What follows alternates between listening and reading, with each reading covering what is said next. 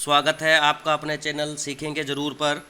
जैसा कि हम बीएड फर्स्ट ईयर की तैयारी को लेकर आए हैं और आज हम जो पेपर नंबर फर्स्ट है जिसका नाम है बाल्य अवस्था तथा विकास यानी चाइल्डहुड एंड ग्रोविंग अप, इसकी फर्स्ट यूनिट को लेकर आए हैं। ठीक है, और इसकी फर्स्ट यूनिट का जो इम्पोर्टेंट क्वेश्चन है हम सभी की सीरीज को उपलब्ध कराएंगे। और मैं आपको बता दूं, हमारी यूट्यूब चैनल पर फर्स्ट ईयर की पूरी बीएड के सभी पेपर जितने भी है पाँचों के पाँचों पेपर को बिल्कुल फ्री पढ़ाया जाएगा। इसलिए जो हमारे चैनल पर पहली बार आए हैं वो चैनल को सब्सक्राइब कर लीजिए ताकि जैसे ही कोई नई वीडियो अपलोड हो सबसे पहले उसका नोटिफिकेशन आपको प्राप्त हो जाए। बिना समय गवाए हुए हम चलते हैं। हमारी जो यूनिट है फर्स्ट, उसमें जो सबसे पहला क्वेश्चन आता है वो ये आता है, वृद्धि व विकास से आपका क्या अभिप्राय है? वृद्धि व विकास सिद्धांतों का वर्णन कीजिए।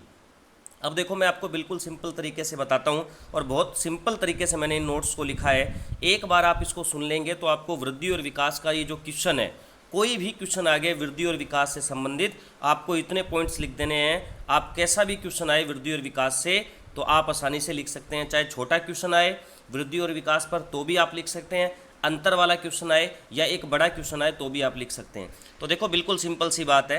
वृद्धि का मतलब क्या है? वृद्धि का मतलब मानव के शरीर आकार व भार में वृद्धि से है।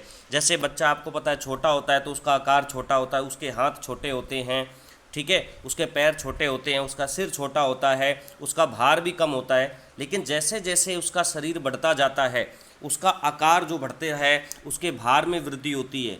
तो वृद्धि का मतलब एक तरीके से शरीर का जो भारी संरचना होती है उसका बढ़ना होता है, उसे हम क्या कहते हैं? वृद्धि कहते हैं। याद रखना, जैसे वृद्धि कैसे होती है, शरीर कैसे बनता है, तो जो निषेचित अंड होता है, ठीक है, उसके विभाजन से भ्रूण बनता है और भ्रूण में कोशिकाओं में जब वृद्धि होती है तो क्या बनता है? मानव शरीर बनता है। यानी एक तरीके से मानव शरीर का जो निर्माण है वही क्या है? वृद्धि है। वृद्धि का मतलब शरीर के अंगों में परिवर्तन होना बताया है। शरीर के अंगों में परिवर्तन होने का मतलब है, जैसे पहले अंगुलियां छोटी होती हैं, बाद में अंगुलियां बड़ी होने लगती हैं, ठीक है। जैसे पैर पहले छोटे होते हैं, बाद में पैर बड़े होते हैं। आपने नोट किया होगा कि पहले तो शरीर छोटा होता है, धीरे धीरे वो बढ़ने लगता है, लेकिन आपने देखा है एक समय के बाद में हाथ और पैर में या सिर में किसी प्रकार का कोई भी वृद्धि नहीं होती है। यानी हम कह सकते हैं कि वृद्धि लगातार नहीं चलती है, बल्कि वृद्धि एक निश्चित समय के बाद में क्या होती है? रुक जाती है। तो देखो, जैसे जन्म के बाद धीरे धीरे हाथों, पैरों व शरीर के सभी अंग बढ़ने लगते हैं, यही क्या है? वृद्धि है। और अच्छे से समझते हैं, शिशु काल में वृद्धि की गति बहुत तीव्र होती है, लेकिन बाद में ये धीमी हो जाती है। इसका कहने का मतलब है, जब बच्चा जो छोटा होता है तो उसके हाथों और पैरों में या और सभी अंगों में जो वृद्धि होने की जो दर होती है वो बहुत तेज होती है। लेकिन जैसे जैसे शरीर बढ़ने लगता है तो वृद्धि भी बहुत धीरे से बढ़ती है। ऐसा नहीं है कि जिस रेट से या जिस दर से वो बचपन से बढ़ रही थी उसी दर से वो जवानी में बढ़ती है। वृद्धि एक विशेष समय तक होती है, जैसे मैंने आपको बताया था, वृद्धि एक विशेष समय तक होती है, उसके बाद वृद्धि रुक जाती है। वृद्धि से व्यक्ति बड़ा व भारी होता है, ये मैंने आपको अभी बताया। अब आपको सारे पॉइंट समझ में आ जाएंगे। वृद्धि आंतरिक रूप से होती है, ठीक है, यानी अंदर ही अंदर क्या है, जैसे मांसपेशियों में वृद्धि होना, हड्डियों में वृद्धि होना, ये सभी क्या है? वृद्धि आंतरिक रूप से होती है। वृद्धि निषेचित अंड में विभाजन के कारण होती है। बिल्कुल सही बात है। निषेचित अंड जब विभाजित होता है तो भ्रूण बनता है, और भ्रूण में जब कोशिकाओं की वृद्धि होती है तो शरीर का निर्माण होता है। वृद्धि एक सामान्य पद्धति होती है, अर्थात सभी व्यक्तियों में एक जैसी होती है। इसका मतलब क्या है? इसका मतलब ये है कि सभी में वृद्धि एक जैसी होती है। ऐसा नहीं है कि अलग अलग व्यक्ति विशेष में ये क्या होता है? अलग अलग होता है। सभी में एक ही प्रक्रिया होती है। जैसे निषेचित अंड होता है, उसके बाद भ्रूण बनता है, भ्रूण से फिर धीरे धीरे शरीर में वृद्धि होती है, तो सभी में ये एक तरीके से होती है। इसलिए बोला जाता है वृद्धि जो है वो एक सामान्य पद्धति है। वृद्धि की मुख्य विशेषता यह है कि इसे नापा तोला या देखा जा सकता है। जैसे आपका बचपन में भार था, मान लो आप बचपन में कितने किलो के थे? 6 किलो के थे। बाद में आपने बड़े होकर जब उसका भार को मापा तो आप 60 किलो के हो गए, 70 किलो के हो गए, या जब जवान थे आप तब आपका भार 40 किलो था या 45 किलो था। तो कहने का मतलब है, ये जो भार में वृद्धि हुई है, ये जो भार में परिवर्तन है, यही तो वृद्धि है। जब आप छोटे थे तो आपका भार कम था, जब आप 20-21 साल के हुए तो आपका भार जो है 40-45 किलो हुआ। आपको कैसे पता लगा कि जब आप 20-21 साल के थे 40-45 किलो था? क्योंकि आपने भार को माप लिया। और आप वृद्धि को देख भी सकते हैं। जैसे जब आप छोटे थे तो आपके हाथों का आकार छोटा था, और जब आप बड़े हुए तो आपके हाथों का आकार भी क्या हो गया? बड़ा हो गया। तो हम इसे देखकर भी बता सकते हैं कि हाथों का आकार पहले छोटा था, बाद में बड़ा हुआ, यानी ये वृद्धि ही है। वृद्धि को मात्रा के रूप में माना जा सकता है, बिल्कुल सही है। वृद्धि एक मात्रा के रूप में ही होती है। मात्रा का मतलब जैसे पहले आपका भार 6 किलो था, तो 6 क्या है, एक मात्रा ही तो है। और जब आप बड़े हो गए तो आपका भार 80 किलो हो गया, तो 80 क्या है, एक मात्रा तो है। मात्रा का मतलब होता है संख्या, यानी आप संख्यात्मक रूप से क्या कर सकते हैं, इसको माप सकते हैं। उसके बाद देखो क्या आता है, विकास आता है। अब विकास क्या है? विकास का मतलब होता है, विकास का अर्थ है उन्नति से संबंधित परिवर्तन का संकेत है, जो परिपक्वता की ओर बढ़ता है। यानी आपने देखा होगा जो बच्चा होता है, छोटा होता है, उसमें समझ कम होती है। विकास का मतलब होता है उसका मानसिक विकास, यानी उसकी समझ। लेकिन जैसे जैसे वो बड़ा होता है, अपने आसपास में वो रहकर क्या करता है, आपके अपने आसपास यानी वातावरण में रहकर उसके दिमाग की ग्रोथ होती है, उसकी समझने की शक्ति बढ़ती है, उसकी कार्य करने की क्षमता बढ़ती है। जो काम वो बचपन में नहीं कर पाता, जैसे एक मेज रखा हुआ है और उसे बच्चे को खिसकाने के लिए दिया जाए, तो वो अपने दिमाग से उसको खिसका नहीं सकता है। लेकिन जब वो बड़ा हो जाता है तो अपना दिमाग लगाकर वो उसको बड़ी आसानी से क्या कर लेता है, खिसका सकता है। तो कहने का मतलब यही है कि विकास का मतलब होता है उसकी बुद्धि में विकास। तो विकास का अर्थ उन्नति से संबंधित परिवर्तनों का संकेत है, जो परिपक्वता का मतलब होता है मेच्योरिटी। जैसे मेच्योरिटी का मतलब क्या होता है, जैसे आपने देखा होगा कि बचपन के अंदर जो छोटे बच्चे होते हैं वो गुस्सा ज़्यादा करते हैं, जिद ज़्यादा करते हैं, क्योंकि वो मेच्योर नहीं होते किसी चीज़ों के लिए। किसी चीज़ को देख लिया तो उसके लिए जिद करने लगते हैं कि मुझे चाहिए। लेकिन जब वही बड़े होते हैं, समझदार होते हैं, तो वो उस चीज़ के लिए जिद नहीं करते हैं, बल्कि उन्हें पता लगता है कि वो किस चीज़ को पहले लेना चाहिए। जिसकी आवश्यकता है वो आवश्यकता अनुसार ही लेते हैं, वो जिद करना बंद करते हैं, यानी वो मेच्योर होने लगते हैं। तो एक तरीके से हम विकास का मतलब व्यक्ति की समझ से कह सकते हैं, उसी परिपक्वता से कह सकते हैं।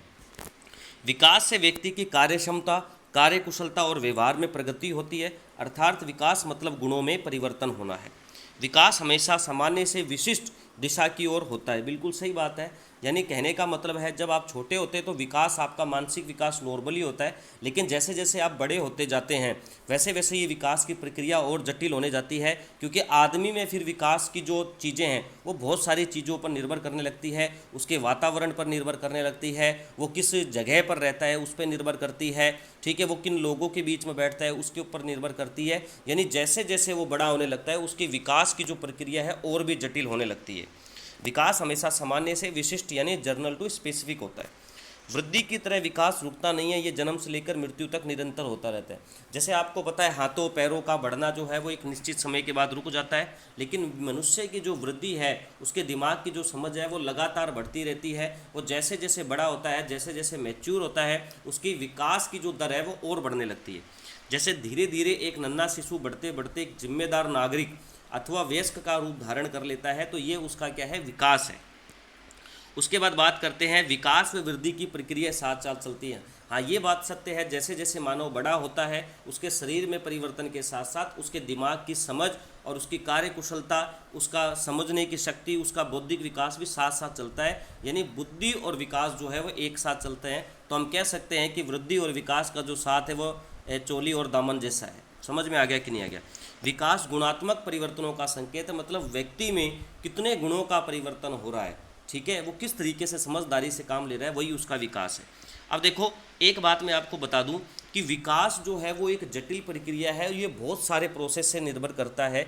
इसलिए विकास के सिद्धांत जो होता है उसको समझना बहुत ज़रूरी है। तो मैं बता देता हूँ, विकास की प्रक्रिया बहुत ही विस्तृत, जटिल व निरंतर के कारण इसे समझने के लिए कुछ सिद्धांतों को समझना जरूरी है। जैसे ये छोटे क्वेश्चनों में भी आ सकता है। तो इसमें जैसा पहला पॉइंट है निरंतरता का सिद्धांत, यानी प्रिंसिपल ऑफ कंटिन्यूटी। इसका मतलब है विकास की प्रक्रिया कभी ना रुकने वाली प्रक्रिया है, अर्थात ये जन्म से लेकर मृत्यु तक चलती है। इसका मतलब ऐसा नहीं है कि एक समय के बाद में व्यक्ति में विकास होना बंद हो जाता है, उसकी समझदारी बढ़ना बंद हो जाती है, वो डिसीजन लेना उसका बंद हो जाता है, ऐसा नहीं होता।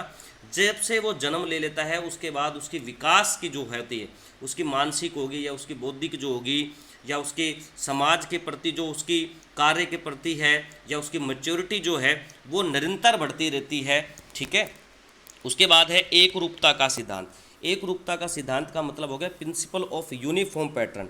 विकास एक रूपता में ही होता है। इसका मतलब क्या है, जैसे बच्चों में भाषा का विकास एक निश्चित क्रम में होगा, चाहे ये बच्चे विश्व के किसी भी देश में हो। ऐसा नहीं है कि भारत में जो बच्चा पैदा होगा और अमेरिका में जो बच्चा पैदा होगा, जो भारत में बच्चा पैदा होगा वो क्या है 10 साल बाद बोलना शुरू करेगा, या वो भाषा को समझने में जो उसकी समझ है वो 10 साल बाद सीखेगा, और जो अमेरिका में जो बच्चा होगा वो उसका 1.5 साल में ही भाषा को सीख लेगा। हर बच्चे के अंदर भाषा को सीखने की या उसको जानने की या उसको समझने की जो उम्र होती है वो सभी देशों के बच्चे में एक समान होता है, जिससे ये बात साबित होती है कि सभी बच्चों में एक रूपता का सिद्धांत है। इसके अलावा सभी बच्चों के दूध के दांत सबसे पहले टूटते हैं तथा दूसरे बाद में। ऐसा नहीं है कि भारत वालों के अंदर क्या दूध के दांत टूटने में इनकी उम्र का जो क्राइटेरिया है वो एक जैसा होता है, इनके विकास की जो दर होती है वो एक जैसी होती है। उसके बाद वंशानुक्रम तथा वातावरण के संयुक्त परिणाम का सिद्धांत।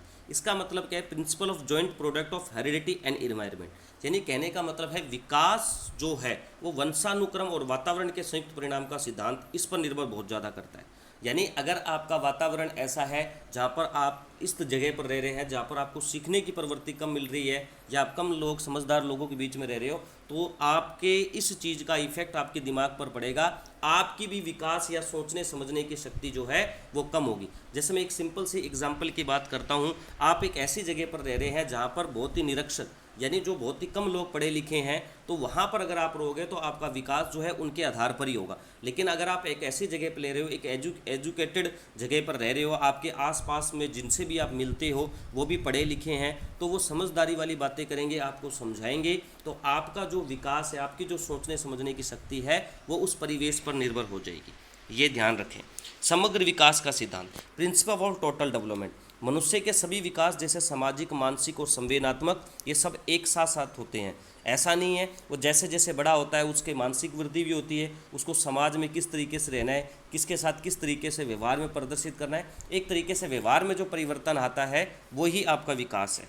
परिपक्वता और अधिगम का सिद्धांत। देखो परिपक्वता का मतलब मैंने आपको बताया था मैच्योर होना। जैसे हम बचपन में जितने मैच्योर नहीं होते, बड़े होकर मैच्योर होते हैं, मतलब समझदार होना। और अधिगम का मतलब होता है सीखना, यानी लर्न करना। तो देखो मैं इसका एक उदाहरण से समझाता हूँ। कोई बच्चा किसी कार्य को करने की मैच्योरिटी प्राप्त कर लेता है, जैसे मान लो उसको पता लग गया वो मैच्योर है, मतलब परिपक्व है, वो उस काम को कर सकता है, ठीक है, एक काम को कर सकता है, लेकिन उसकी मैच्योरिटी जो है वो हर जगह काम नहीं करती है। जैसे मैं एक सिंपल सा एग्जांपल बताता हूँ, बच्चा बहुत ज़्यादा होशियार है और वो इस किताब को पढ़ सकता है, ठीक है, तो होशियार है, वो पढ़ सकता है, लेकिन इसका मतलब है जैसे अगर वो कोई क्रिकेट खेलना चाहता है तो उसकी वो होशियारी जो है पढ़ाई को पढ़ने की, वो उसकी सीखने की प्रवृत्ति है, उसको शब्दों को जानने की जो प्रवृत्ति है वो क्रिकेट में काम आने वाली नहीं है। क्रिकेट के लिए जो आवश्यक जो चीज़ें हैं उसके लिए उसको क्रिकेट की स्पेशल तैयारी करनी पड़ेगी। तो यही कहते हैं अगर वो पढ़ाई के प्रति मैच्योर अच्छा है तो वो क्रिकेट खेल ले, ऐसा ज़रूरी नहीं है। इसके अलावा यदि कोई बालक किसी कार्य को सीखने के लिए प्रेरित है परंतु वह मैच्योर नहीं है तो वह नहीं सीख पड़ेगा। जैसे कहने का मतलब है कि कोई बच्चा क्या है कि जैसे कि अपने बात करते हैं कि भाई वो चाहता है कि मैं इस किताब को पढूं या इस काम को करूं, लेकिन क्या है कि हम जब उस काम को सिखाते हैं या उसको पढ़ाते हैं तो वो उस चीज़ को समझ नहीं पा रहा है क्योंकि उसकी उम्र कम है। तो यानी वो सीखना चाहता है परंतु उसकी उम्र कम है, हम उसे समझा नहीं चाहते। तो मैं आपसे ये कहना चाहता हूँ ऐसे बच्चों के साथ हमें ज़्यादा धक्का भी नहीं करना चाहिए, उनकी मैच्योरिटी पर ही उनकी सीखने की जो क्षमता बढ़ती है। हम कह सकते हैं मैच्योरिटी और जो लर्निंग है वो दोनों एक साथ चलती हैं। अगर आपको ये वृद्धि और विकास का ये टॉपिक जो है वो समझ में आया है तो प्लीज़ आप चैनल को सब्सक्राइब कर लीजिए, ठीक है। और ये पहले क्वेश्चन में वृद्धि और विकास से इतना आपने याद कर लिया तो इससे इसके अंदर से आप कुछ भी आए तो बड़ी आसानी से आप लिख सकते हैं। और अगली जो वीडियो है वो आपको जल्द ही प्राप्त हो जाएगी, ठीक है। चैप्टर नंबर 1 की ही अगले जो क्वेश्चन है कोलेबर्ग का नैतिकता का सिद्धांत वगैरह और जीन पियाजे का बौद्धिक संपन्नता के सिद्धांत जो है वो हम आगे पढ़ेंगे। अगर आप चैनल पर पहली बार आए हैं और वीडियो आपको अच्छी लगी है सब्सक्राइब कर लिए, इसे ज़्यादा से ज़्यादा शेयर कीजिए ताकि ज़्यादा से ज़्यादा लोगों को फ़ायदा मिले और मैं भी आपके लिए मेहनत करूँ। धन्यवाद, आपका दिन शुभ में हो।